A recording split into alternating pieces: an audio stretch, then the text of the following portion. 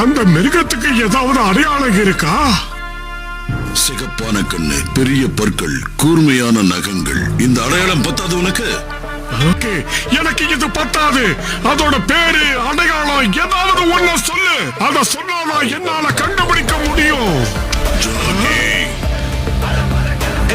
எங்கிருந்து போயிடு. எங்க கிட்ட எந்த மந்திரக்கல்லும் இல்ல. அந்த மிருகத்தோட பேரு சிண்டு.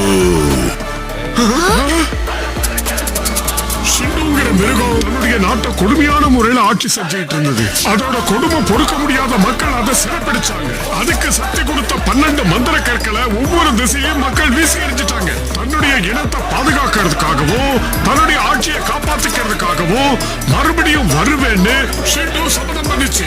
பஞ்சம் நீக்க முடிவு பண்ண ஷிண்டு தன்னை எதிர்த்தவங்களான ஆசியாவை சேர்ந்தவங்களை கொஞ்சம் கொஞ்சமா